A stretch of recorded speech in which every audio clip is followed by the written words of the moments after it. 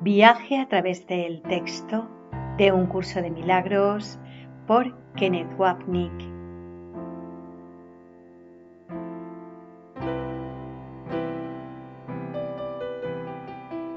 Capítulo 5. Curación y plenitud. Cuarta parte, en la cual voy a tratar la sección titulada La decisión de perdonar. Y comienza así. Estamos en el lugar del mito del ego, donde el ego ha tenido miedo de la expiación y hace su máximo esfuerzo por ahogar la tranquila y pequeña voz del Espíritu Santo, inventando culpa y justificándola con nuestra creencia en el pecado que exige que seamos castigados. Esto requiere que abandonemos la mente donde Dios supuestamente nos encontraría y destruiría para hacer un mundo y un cuerpo. Podemos reconocer en esto el doble escudo del olvido del que Jesús habla en otra parte del libro. La suave melodía del Espíritu Santo es ahogada por la historia de pecado, culpa y miedo del ego, que a su vez es velada por el mundo. Los dos escudos son el sistema de pensamiento de culpa de la mente y el mundo de culpa proyectada que le sigue. En algún punto nos damos cuenta de que tiene que haber otra manera y que existe una verdadera elección. Esto nos lleva a otro tema importante destacado en este capítulo, el significado de decidir en favor del perdón del Espíritu Santo. Bien, y comienzo con un párrafo de la sección segunda de este capítulo 5, titulada La voz que habla por Dios. Dice así: el Espíritu Santo se encuentra en ti en un sentido muy literal. Suya es la voz que te llama a retornar a donde estabas antes y a donde estarás de nuevo. Aún en este mundo es posible oír solo esa voz y ninguna otra. Ello requiere esfuerzo, así como un gran deseo de aprender. Y quien comenta, encontramos aquí un uso interesante de la frase gran deseo o gran dosis de buena voluntad, porque Jesús típicamente habla de la pequeña dosis de buena voluntad. Este concepto también se puede ver en otra parte del curso, ver por ejemplo el manual donde se usa la frase una gran dosis de buena voluntad. Jesús nos está diciendo que volvernos conscientes de dónde estábamos antes y de dónde volveremos a estar requiere mucho trabajo, y todos los que estudian un curso de milagros reconocen que esto no es algo que hacemos de una vez. El proceso de perdón requiere dedicación día tras día para superar la resistencia a perder nuestro ser especial. En otras palabras, requiere una gran dosis de buena voluntad. Y continúo leyendo. Esa es la última lección que yo aprendí, y los hijos de Dios gozan de la misma igualdad como alumnos que como hijos. ¿Quién anota? El hecho de que Jesús aprendió la lección significa que nosotros también podemos aprenderla, porque el Hijo de Dios es uno, una mente singular, aunque fragmentada en un número casi infinito de formas, que tiene el poder para elegir el cielo o la tierra, la expiación o la separación. Continuó. El Espíritu Santo te insta tanto a recordar como a olvidar. ¿Quién anota? Por su propia presencia en nuestras mentes correctas, el Espíritu Santo nos llama a olvidar el sistema de pensamiento del ego que nosotros hemos elegido y hecho realidad, y a recordar al Dios que nos creó, a quien en nuestro pensamiento delirante creemos que atacamos y abandonamos. Continúo en esta sección 2 o segunda. Has elegido estar en un estado de oposición en el que los opuestos son posibles. ¿Quién anota? Esta es una puesta en escena de la palabra opuesto. Estamos en un estado de oposición porque creemos que fabricamos un mundo de opuestos en el que estamos en guerra con Dios y en consecuencia con todos los demás. Como Homo sapiens tenemos esta inherente e insaciable necesidad de atacar y estar constantemente en conflicto, recordando la guerra original que resulta en nuestra recreación continua de la batalla ontológica con Dios. Ahí están los que recrean la guerra civil todos los años y en cierto sentido recreamos la guerra civil original con cada guerra que luchamos como personas y como especie. Continúo leyendo. Como resultado de ello, hay ciertas decisiones que tienes que tomar. El Espíritu Santo, al igual que el ego, es una elección que uno hace. Ambos constituyen las únicas alternativas que la mente puede aceptar y obedecer. El Espíritu Santo y el ego son las únicas opciones que tienes. Y ahora que anota, hay dos opciones, el ego y el Espíritu Santo, porque creamos un mundo de opuestos en el que la ilusión de la decisión es nuestra única esperanza. Por supuesto, no hay opciones en el cielo, donde solo existe Dios y su unidad indiferenciada. Pero aquí, en nuestro sueño de separación, podemos elegir permanecer dormidos a través del juicio y el ataque, o despertar a través de la práctica del perdón. Continúo leyendo. En el estado de santidad, la voluntad es libre, de modo que su poder creativo es ilimitado y elegir no tiene sentido. Quien comenta, recuerda que decir que la voluntad es libre es diferente del concepto de libre albedrío, que solo tiene significado dentro de la ilusión donde somos libres de elegir entre dos voces. En el cielo, nuestra voluntad es libre porque no puede ser limitada o restringida. La voluntad de Dios es eternamente libre para ser ella misma, para extenderse o crear su unidad perfecta. ¿Qué habría entonces para elegir? Y continúo leyendo. El poder de elegir es el mismo poder que el de crear, pero su aplicación es diferente. ¿Quién aclara? Ambos están dentro de la mente, pero la libertad de elegir dentro de la mente dividida, dualidad, es una distorsión de la libertad de crear que pertenece solo a la mente de Dios, en mayúscula, ¿verdad? O de Cristo, referido aquí a la no dualidad. Y continúo leyendo. Elegir implica que la mente está dividida. El Espíritu Santo es una de las alternativas que puedes elegir. Dios no dejó a sus hijos desconsolados, a pesar de que ellos decidieron abandonarlo. La voz que ellos pusieron en sus mentes no era la voz de su voluntad, en favor de la cual habla el Espíritu Santo. Y ahora que anota, ten en cuenta la primera declaración definitiva de esta idea, la importancia de saber que podemos elegir entre estas dos voces. Es que realmente no podemos saber que tenemos una opción hasta que sepamos que tenemos una mente, a pesar de que puede no estar claro para nosotros en este momento que Jesús está hablando sobre, y para la mente está claro que habla de elección, la cual solo puede tener sentido en el contexto de la mente tomadora de decisiones. Y continúa en esta sección 2. El Espíritu Santo es tu guía a la hora de elegir.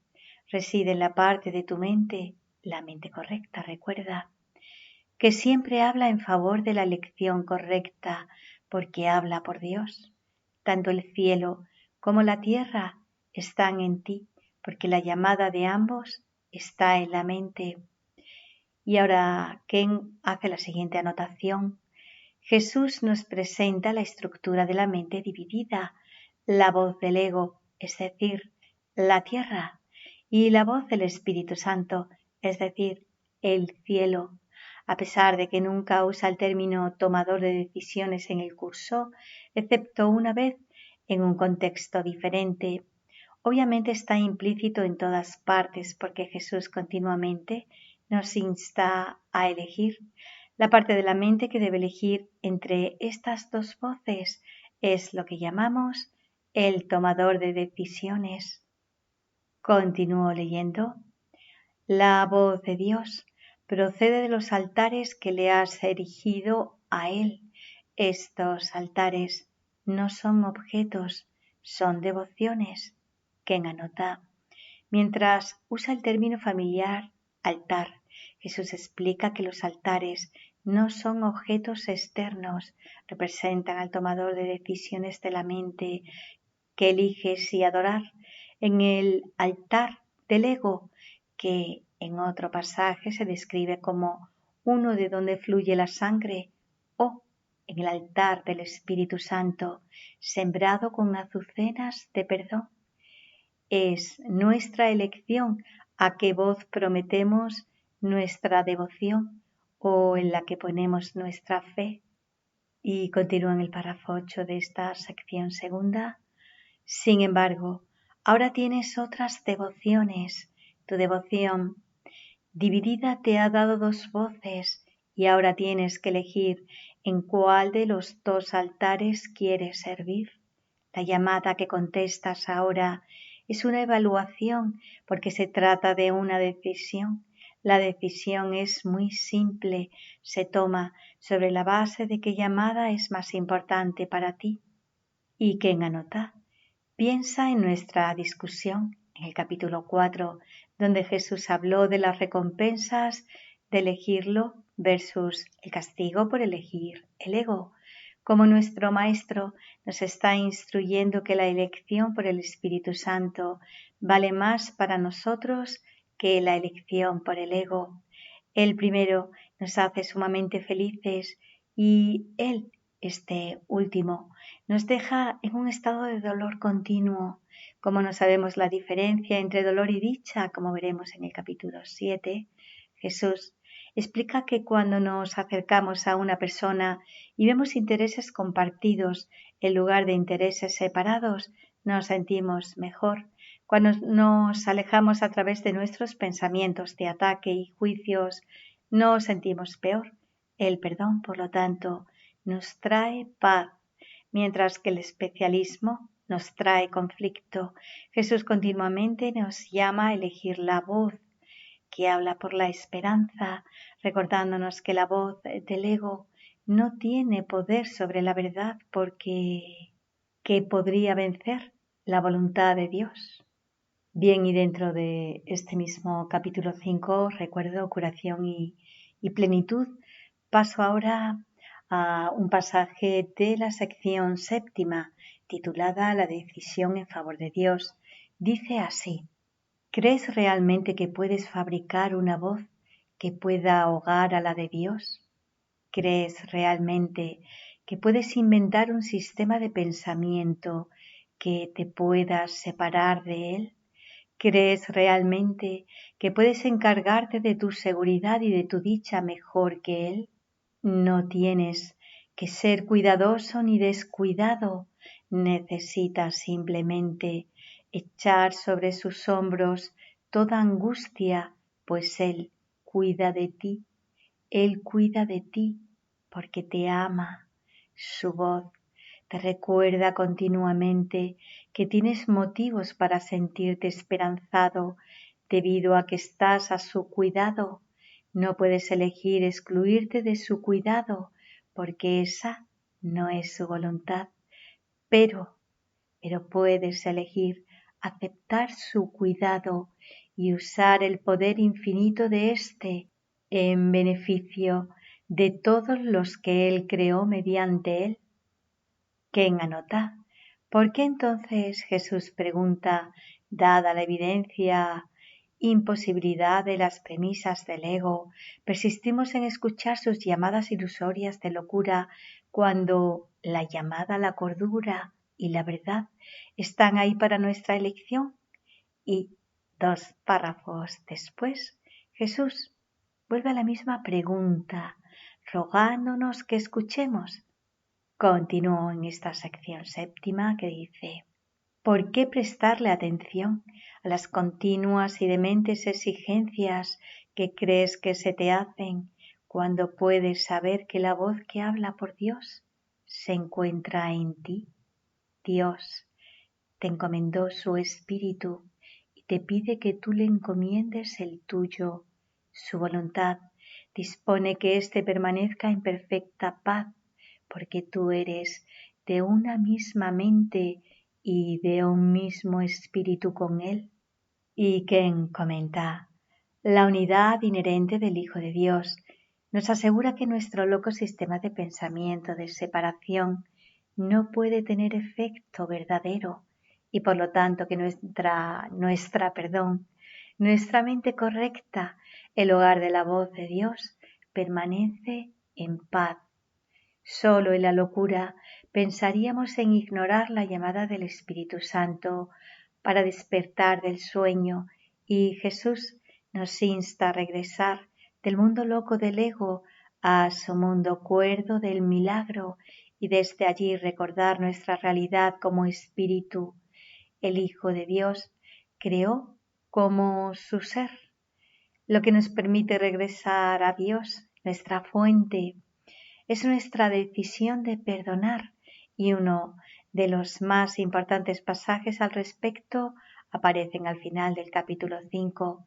Establece claramente el significado de la decisión y, sin usar el término, describe el proceso del perdón. De nuevo, mientras que el perdón no es realmente discutido aquí, se refleja como un pequeño toque de melodía. Este muy importante tema del perdón será más desarrollado a medida que se desarrolla nuestra sinfonía. Aquí está el pasaje, el cual dice así: siempre que no te sientes completamente dichoso, es porque has reaccionado sin amor ante una de las creaciones de Dios. Y quien anota: cuando estamos en un estado de infelicidad o de inquietud, es solo porque hemos retenido el amor hacia alguien. Nuestra molestia no se debe a razones en las que normalmente pensamos, tales como: ha sido poco amoroso y por eso no soy feliz. La verdadera razón es que hemos sido poco amorosos. Nuestra culpa por este pecado es enorme porque refleja la retención original del amor de Dios, y no podemos hacer nada más con esta culpa que negarla y proyectarla, acusando a otros de nuestro pecado secreto. La verdad, sin embargo, permanece, y cuando no estamos en un estado de perfecta alegría, es porque no hemos estado amando a otro, en pensamiento, palabra o actos. Y continúa diciendo: al percibir eso como un pecado, te pones a la defensiva porque prevés un ataque. Tú eres el que toma la decisión de reaccionar de esa manera y por lo tanto la puedes revocar. A lo que Ken anota: a menudo no hay mucho que podamos hacer sobre el ataque de otro, real o no, pero hay algo que nosotros siempre podemos hacer con nosotros mismos. Aquí nuevamente hay una declaración clara del poder de la mente para elegir y cómo nuestra infelicidad proviene solo de haber tomado la decisión equivocada. Continúo leyendo: no puedes revocarla arrepintiéndote en el sentido usual de la palabra, porque eso implicaría culpabilidad. ¿Quién anota? Este es un golpe sutil al cristianismo o cualquier religión o espiritualidad que enseñe que nos arrepentimos haciendo cosas para compensar nuestro pecado. Esto solo hace que el pecado y la culpa sean reales, lo que lleva a la esperanza mágica de que expiando a aquellos a quienes hemos perjudicado, podemos pagarles de alguna manera y deshacer nuestro percibido acto erróneo. Más allá de esta creencia está la ferviente esperanza de que al cambiar nuestro comportamiento, De alguna manera nos sentiremos mejor sin tener que cambiar nuestras mentes. Sin embargo, debemos recordar que el plan del ego exige que nunca seamos conscientes. Bendice nuestros sacrificios expiatorios, pero nunca acepta la expiación verdadera, la cual simplemente corregiría la elección equivocada de la mente de creer que el pecado es real e en consecuencia reales que requieren corrección fuera de la mente. Continúo leyendo. Si sucumbes al sentimiento de culpabilidad, reforzarás el error en vez de permitir que sea deshecho. Ken anota, el error se deshace al llevarlo a la verdad, la creencia en la separación, a la expiación. El ego nos hace sentirnos culpables, lo que atestigua la existencia del pecado, el error original, y esto solo fortalece nuestra identificación con el yo separado. El Espíritu Santo, por otro lado, deshace este error simplemente enseñando que la culpa no está justificada, ya que no hay pecado. No pasó nada que pudiese destruir la perfecta unidad de Dios y su creación. La idea del Hijo de Dios nunca ha abandonado su fuente. Debe enfatizarse que un curso de milagros nunca discute la forma, sino solo el contenido. Esto, sin embargo, no significa que no debamos hacer cosas conductualmente. Simplemente significa que antes de actuar, es decir, la forma, debemos hacer todo lo posible para que nuestras mentes se sanen, se curen, que sería el contenido. Esto requiere el reconocer que hay una mente y que si estamos molestos es por una decisión que la mente ha tomado. Todos sabemos que cuando estamos inquietos, nuestro primer impulso es culpar alguna situación o persona. En cambio, debemos darnos cuenta una vez más de que nuestra infelicidad es el resultado de la decisión de la mente de estar separada y que la circunstancia o relación puede ser un medio para devolvernos a la mente, llamándonos la atención de que hemos tomado una decisión equivocada. Una vez que somos conscientes del verdadero problema y nos volvemos a la plenitud de la mente, el enfoque habrá cambiado desde el exterior, tratando de cambiar la situación o las personas hacia la decisión de la mente. Cuando nuestras mentes estén curadas, todo lo que hagamos será amoroso, incluso cuando el comportamiento es firme o disciplinado.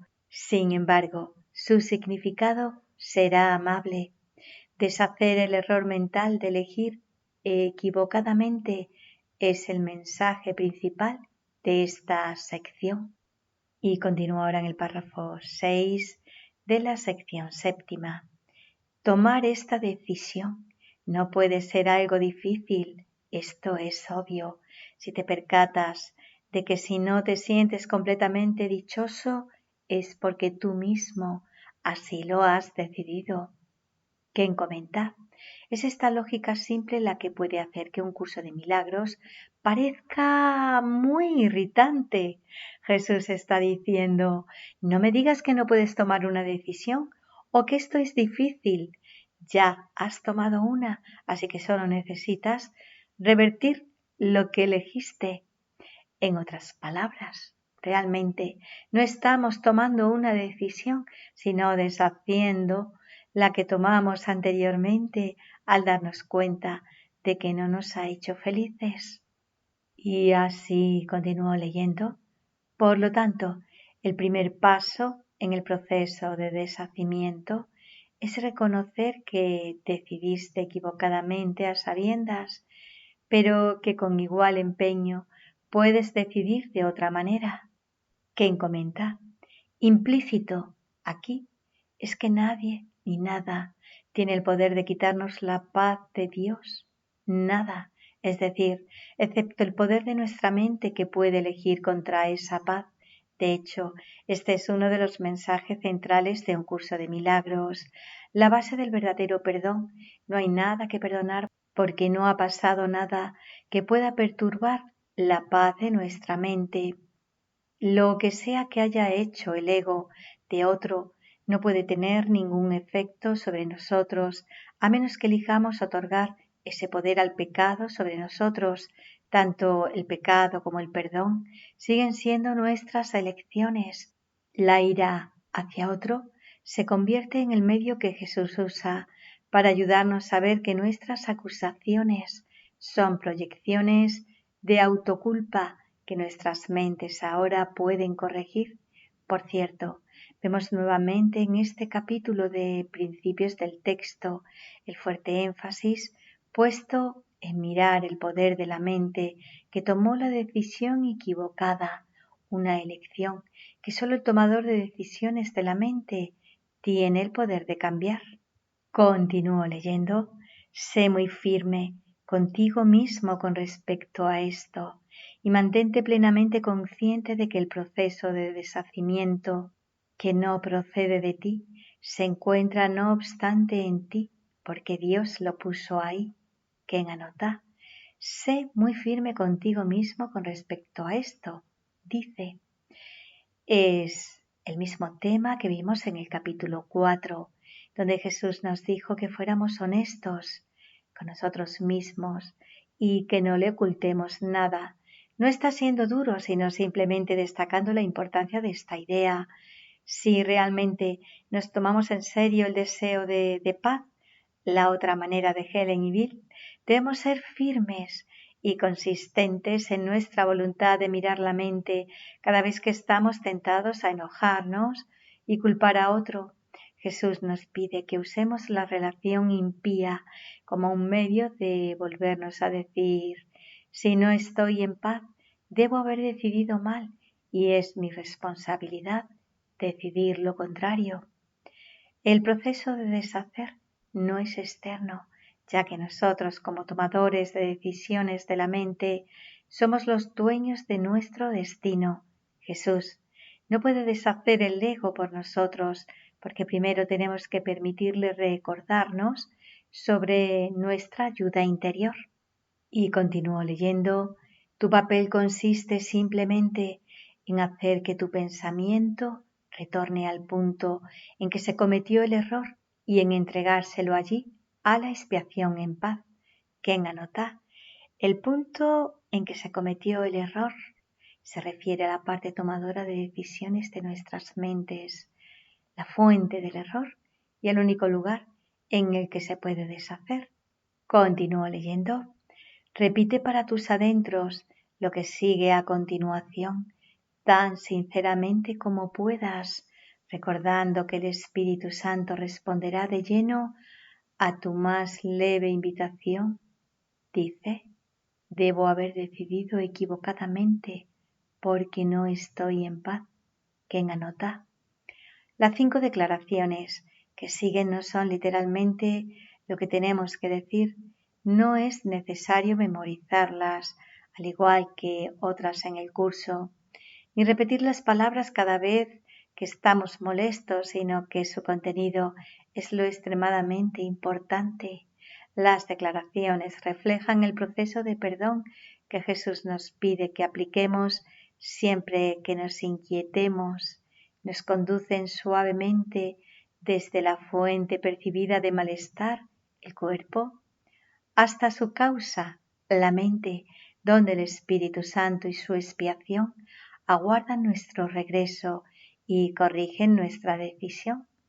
Y vuelvo a referenciar la primera declaración, que es: debo haber decidido equivocadamente porque no estoy en paz. Ken anota, esto devuelve el problema a la mente tomadora de decisiones. Cuando hablamos de los 3 pasos del perdón, este es el primero: reconocer que no estamos en paz y que el problema no es lo que otra persona ha hecho o la naturaleza de la situación, sino simplemente nuestra decisión por el ego. La siguiente es: yo mismo tomé esa decisión, por lo tanto, puedo tomar otra. Ken anota, la decisión de ser culpables e identificarnos con el ego fue nuestra decisión y por lo tanto podemos cambiar nuestras mentes. El primer paso devuelve el problema de la culpa a la mente, mientras que el segundo ejerce su poder para elegir. Esta es la función del milagro, representada en el gráfico por el arco en el lado derecho, que representa el proceso de llevar nuestra atención del mundo a la mente tomadora de decisiones. Decir, debo haber decidido equivocadamente porque no estoy en paz, deshace los intentos del ego de borrar de nuestra conciencia lo que hemos hecho, como vimos en el capítulo 4, donde el ego nos dijo que no estaríamos a salvo en la mente, sino solo en el cuerpo, al que debemos escapar a través de la proyección.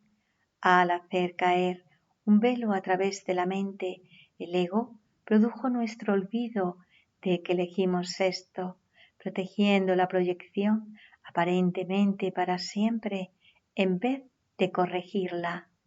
Así el perdón o el milagro levantan el velo para que podamos ver nuestro error y corregirlo eligiendo nuevamente.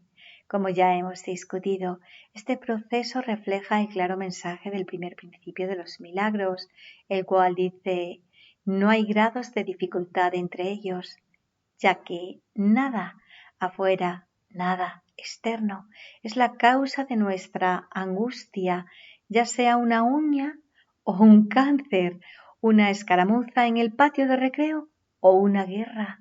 La forma del problema es irrelevante para el poder curativo del milagro. El corolario de este primer principio es que no hay grados de dificultad en las ilusiones, porque son todas iguales. Una ilusión es una ilusión, simplemente una ilusión. El problema es siempre nuestra elección equivocada, lo que significa que la solución consiste en deshacer el error cambiando nuestra mente. La siguiente declaración implementa la elección correcta y es esta: quiero tomar otra decisión porque deseo estar en paz. ¿Quién anota? Al ser conscientes de que hay una opción entre el ego y el Espíritu Santo, aprendemos que si elegimos escuchar la voz de Dios, seremos recompensados por una sensación de paz permanente, la cual nunca podría ser el caso si elegimos el ego. La versión de la paz del ego consiste en atacar a los malhechores y salir triunfantes. Quizás nos golpeemos el pecho con alegría, pero la buena sensación nunca dura, a diferencia de la del Espíritu Santo, cuya paz deshace para siempre la culpa, que es la fuente de todo conflicto y estrés. Y la siguiente declaración es: no me siento culpable porque el Espíritu Santo, si se lo permito, anulará todas las consecuencias de mi decisión equivocada. ¿Quién anota? Este es el tercer paso del perdón. De nuevo, no es que el Espíritu Santo haga algo activamente. Él no es una persona en nuestras mentes que hace cosas. Llevar nuestra elección equivocada, es decir, la oscuridad de nuestras ilusiones, a su luz de la verdad, deshace automáticamente las consecuencias de la culpa. Si estamos en una habitación oscura y encendemos la luz, la oscuridad desaparece. La luz no le ha hecho nada a la oscuridad, su presencia simplemente brilla sobre ella. Análogamente, el Espíritu Santo no le hace nada al ego. Su culpa envuelta por la oscuridad se disipa cuando la llevamos a su luz de perdón. Él no nos quita el ego. Nuestras mentes tomadoras de decisiones simplemente eligen en contra de él. Como nosotros cometimos el error, somos los únicos que podemos deshacerlo. Somos nosotros quienes hacemos el trabajo. Y la última declaración es: elijo permitírselo, al dejar que él decida en favor de Dios por mí. ¿Quién comenta? Nuevamente, este es el tercer paso del proceso de perdón.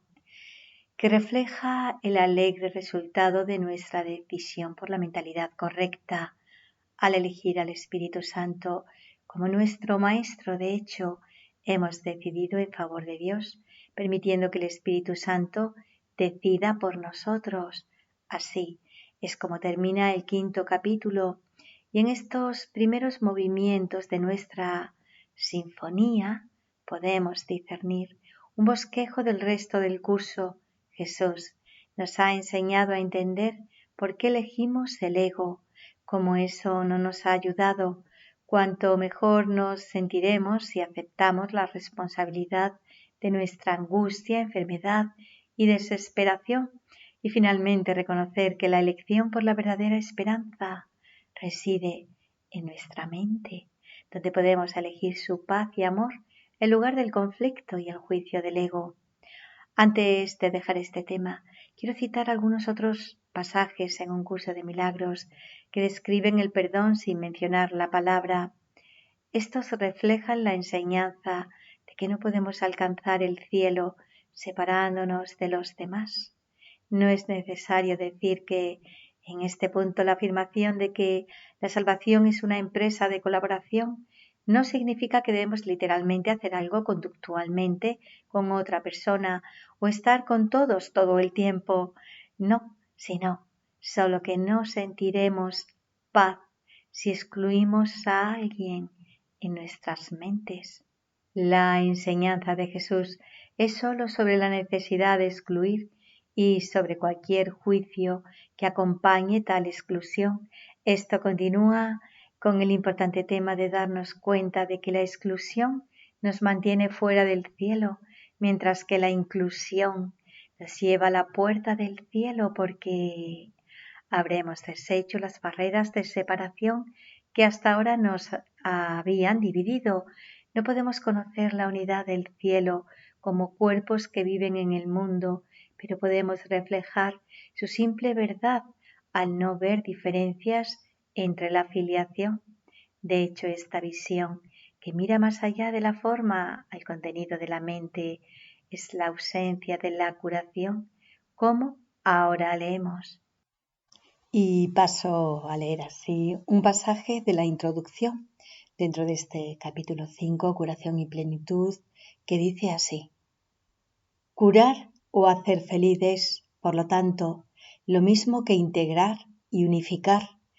Por eso es por lo que no importa a qué parte de la filiación se le ofrece la curación o qué parte la lleva a cabo. Todas las partes se benefician y se benefician por igual. Ken realiza la siguiente anotación.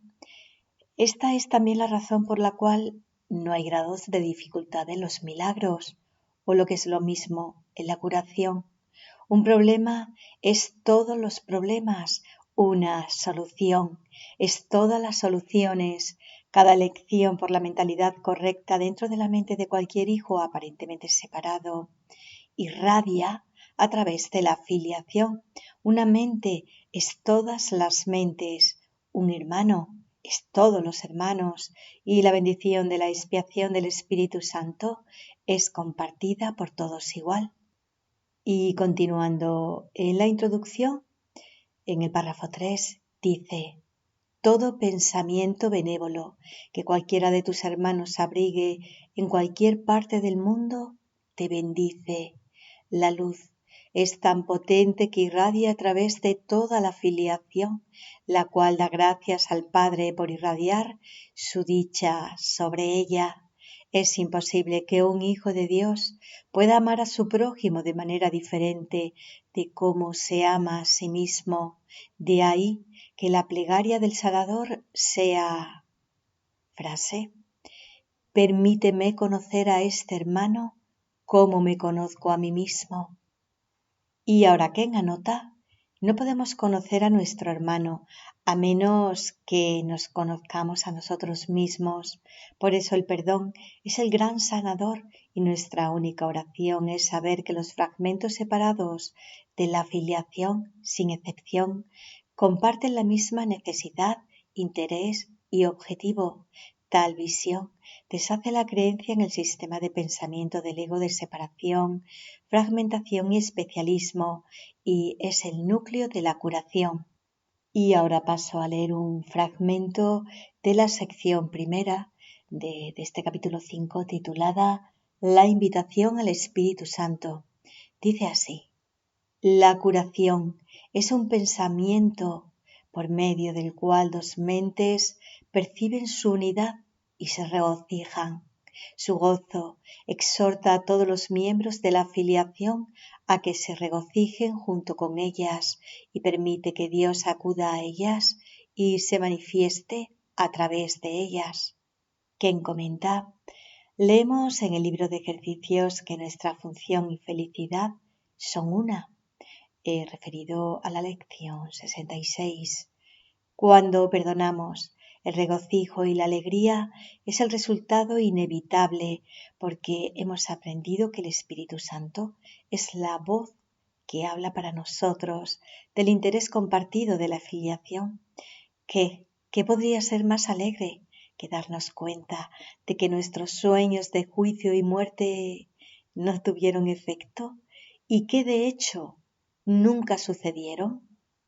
Y ahora paso a leer un texto, un párrafo de la sección tercera titulada El guía a la salvación. Dice así: sé, referido a la idea del Espíritu Santo, expande en ti a medida que se la ofreces a tu hermano. Tu hermano no tiene que ser consciente del Espíritu Santo en él o en ti para que se produzca este milagro. Puede que él se haya desentendido de la llamada de Dios, tal como tú lo hiciste. Este desentendimiento se subsana en ambos a medida que tomas conciencia de la llamada de Dios en él, reconociendo de esta forma su existencia. Y quien aclara, la llamada de Dios es sinónimo de la voz de Dios, que en sí misma es sinónimo del Espíritu Santo. Si realmente soy consciente de que el Espíritu Santo está en ti, entonces no puedes ser el miserable villano pecador que yo te hice ser. Necesito ser consciente de cuánto quiero excluir al Espíritu Santo de ti, como quiero verte como la morada del mal, de las tinieblas y del pecado en lugar de verlo en mí. Tenemos que ser enseñados que al perpetrar esta ilusión y no ver a los demás como parte de la filiación, también nos excluimos a nosotros mismos, porque la filiación de Dios es una unidad indivisible, no hay partes separadas. Tenemos la ilusión de fragmentos dispares, pero la verdad es que somos uno. Esto significa que si la llamada de Dios es aceptada por un miembro de la filiación, es aceptada por todos y para todos. Podemos leer en otra parte de un curso de milagros que cuando Jesús aceptó la expiación para sí mismo, el verdadero significado de la resurrección, sin tener nada que ver con el mito bíblico, estábamos con Él en el cielo. No hay personalidades o conciencia o experiencia individualizada. Esto solo existe en la ilusión. Nuevamente es importante darnos cuenta de que somos partes fragmentarias de la única gloriosa totalidad y que excluir a una persona niega la totalidad integral de la filiación. Esto significa que no crucificamos a una persona sola, sino a todos los hijos de Dios, incluidos nosotros mismos y Jesús. Estas son débiles insinuaciones de un tema que se desarrollará mucho más a medida que avancemos con nuestra sinfonía. Y siguiendo en esta sección, dice: existen dos formas diametralmente opuestas de ver a tu hermano. Ambas tienen que encontrarse en tu mente porque tú eres el perceptor. Tienen que encontrarse también en la suya, puesto que lo estás percibiendo a él. Mira a tu hermano a través del Espíritu Santo en su mente y reconocerás al Espíritu Santo en la tuya. Lo que reconoces en tu hermano, lo reconoces en ti, y lo que compartes, lo refuerzas. Y ahora Ken explica, como hay dos voces en nosotros, debe haber dos voces en todos. También es cierto que la forma en que vemos a los demás proviene de cómo nos vemos a nosotros mismos. La forma en cómo los vemos, de hecho, no tiene nada que ver con ellos, sino solo con nosotros mismos. Se deduce entonces que si realmente somos serios acerca de tomar la mano de Jesús y encontrar a Dios, experimentar su amor y regresar a casa, no podemos justificar nuestra ira. Esto no significa que no nos enojemos, sino solo que evitemos racionalizarla, porque los intentos de justificación son el problema. Tenemos que aprender de nuestro nuevo maestro que la ira en cualquier forma no está justificada. Y siempre que estamos molestos con alguien, estamos eligiendo no solo excluir a otro, sino excluirnos a nosotros mismos. Claramente entonces no está en nuestro mejor interés el tener resentimientos. He dicho antes que Jesús apela a los motivos más básicos en cada uno de nosotros, nuestro egoísmo, diciéndonos que simplemente nos sentiremos mejor si dejamos que nuestros resentimientos desaparezcan, eligiendo reconocer la igualdad universal de los fragmentos, hijos de Dios, en lugar de siempre buscar establecer las diferencias en el nivel del cuerpo como significativas y reales. Y aporto otra frase de esta sección tercera que dice: la voz del Espíritu Santo en ti es débil. Por eso es por lo que debes compartirla. Ken apunta, esto vuelve al tema de que las ideas se fortalecen cuando las compartimos o las damos. Por otro lado, la voz del Espíritu Santo es débil en nosotros cuando valoramos la separación, por lo cual también atacamos a otros, queriendo ver a los demás como separados. Nuestra ira dice que la separación que percibimos no es nuestra culpa y que Dios los castigará a ellos en lugar de a nosotros. La forma en que aprendemos a sanar nuestras mentes es aprendiendo a sanar nuestras relaciones especiales. Si nos experimentamos como cuerpos en relación con otros cuerpos, ahí es donde la curación necesita ser enfocada, pero no porque la relación en sí misma necesite curación. Como no sabemos que tenemos una mente, tenemos que aprender que la relación externa es el medio utilizado por Jesús para enseñarnos sobre la proyección y así sanar la relación especial de nuestra mente con el ego. Y continúo leyendo, tiene que hacerse más fuerte antes de que puedas oírla. Es imposible que la oigas dentro de ti mientras sigas siendo tan débil en tu mente. Ken anota, tenemos que tener cuidado con las personas que nos dicen que escuchan al Espíritu Santo, porque casi siempre nos están transmitiendo su especialismo, aunque sutilmente. Esto nos demostraría cuán diferentes son ellos de nosotros, lo que implica que nosotros no podemos escuchar la voz de Dios, mientras que ellos sí que pueden. Ya que el Espíritu Santo es la voz de la unidad, nuevamente podemos ver que el objetivo de este curso es que si nos tomamos en serio el desarrollo de una relación con Jesús o el Espíritu Santo, debemos ser serios acerca de no ver separación o diferencia significativa entre nosotros y alguien más.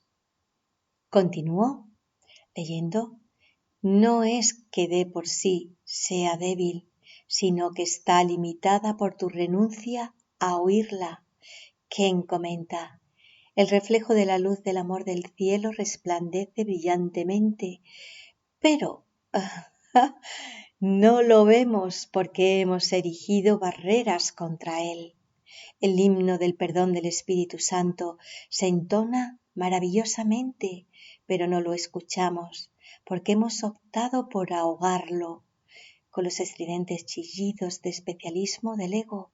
La voz, el himno o la luz no son débiles, ni tampoco nuestra decisión de ser un ego, separados, diferenciados y especiales.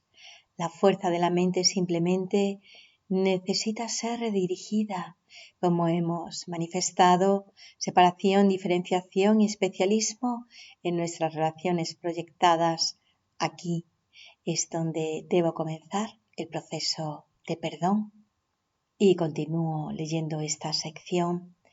Si cometes el error de buscar el Espíritu Santo únicamente en ti, tus pensamientos te asustarán, ya que al adoptar el punto de vista del ego, estarás emprendiendo un viaje que le es ajeno al ego, utilizándolo a él de guía. Esto no puede sino producir miedo. Y ahora Ken aclara, lo que nos metió en problemas originalmente fue hacer las cosas por nuestra cuenta, es decir, sin Dios. Aquí Jesús nos dice que no podemos aprender o practicar este curso por nuestra cuenta.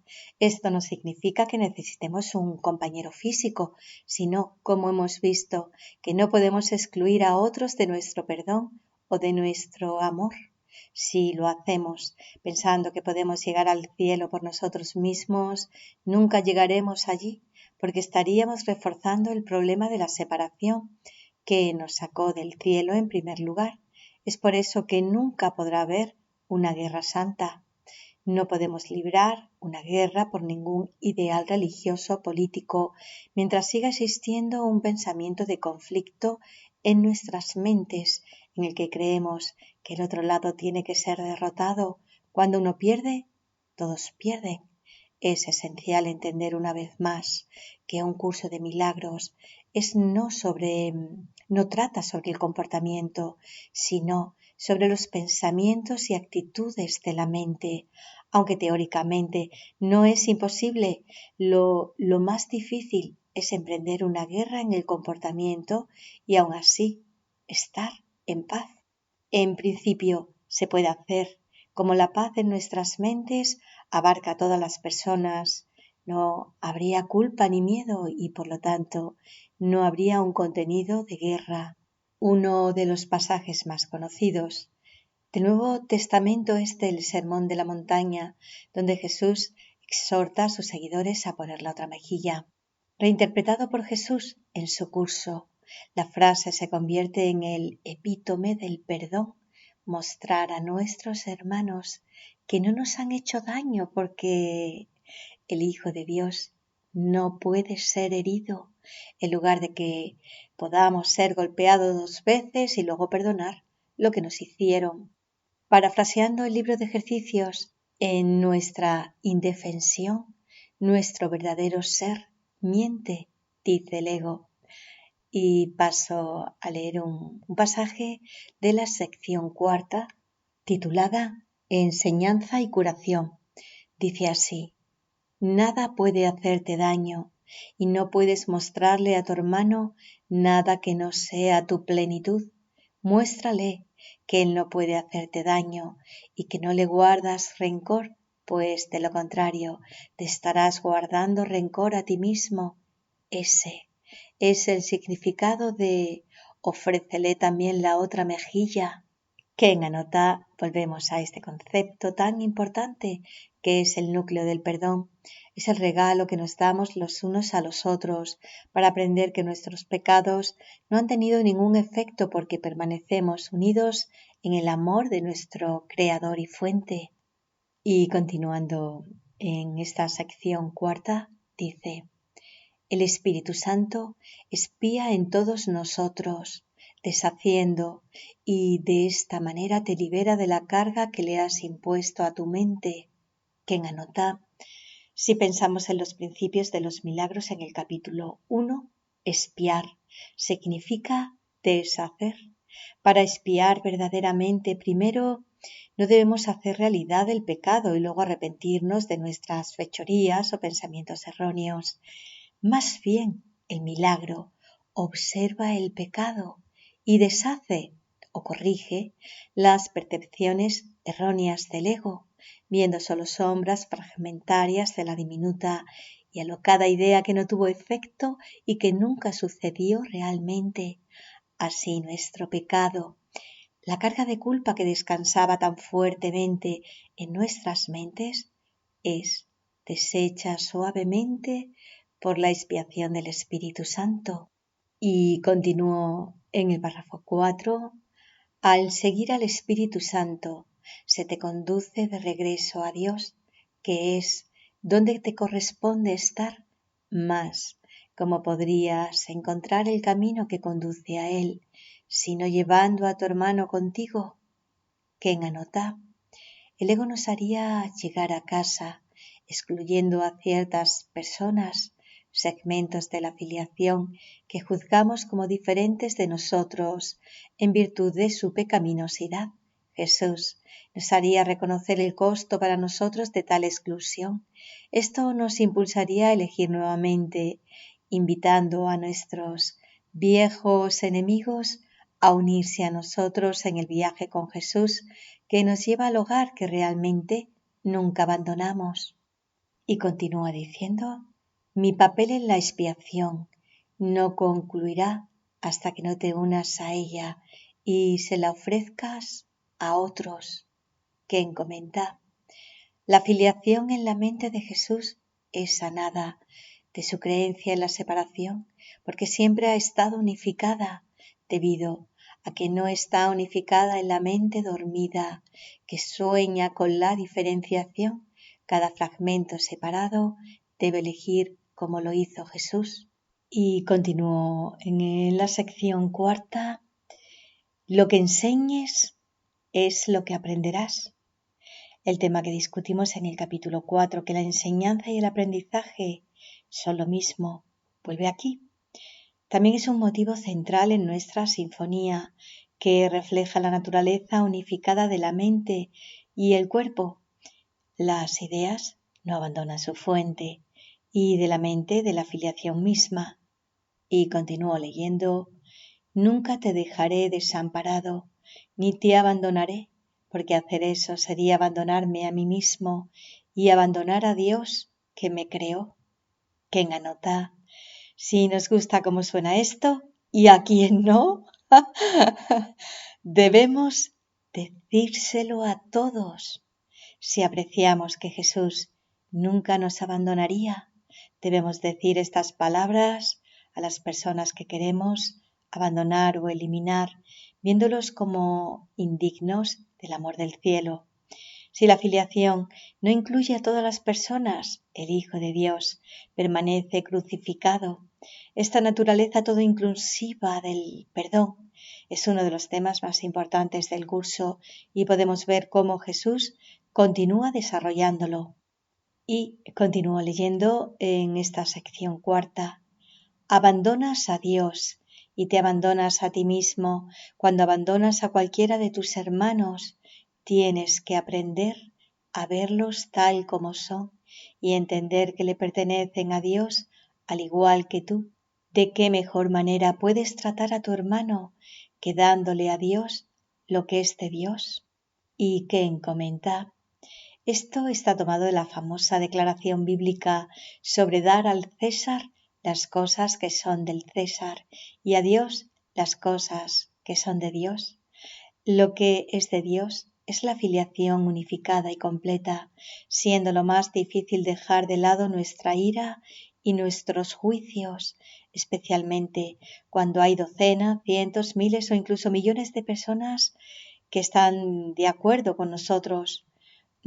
Hay una gran resistencia en todos nosotros para llevar a la mente las oscuras proyecciones de culpa, diciendo, si te estoy condenando, primero debo haberme condenado a mí mismo. Jesús enseña que la condena que vemos como justificada en otro proviene solo de nuestras propias proyecciones, lo que otros han hecho o cualquier decisión que ellos hayan tomado no son relevantes en este contexto. Lo que importa es la decisión que tomamos, porque nosotros no podemos ayudar a nadie si nuestras mentes permanecen sin sanar, lo que nos convertiría en los sanadores no sanados, que veremos en el capítulo 9. La única forma es que podemos ser un instrumento sanador y amoroso, y es pidiendo ayuda a Jesús para sanar nuestras mentes. Esto significa que le llevamos nuestras proyecciones de culpa por las cuales nosotros no estábamos listos para asumir la responsabilidad con anterioridad. Dar a Dios, su Hijo, es nuestra única esperanza de paz, y nuestro Maestro interno es la única esperanza para alcanzar esa paz.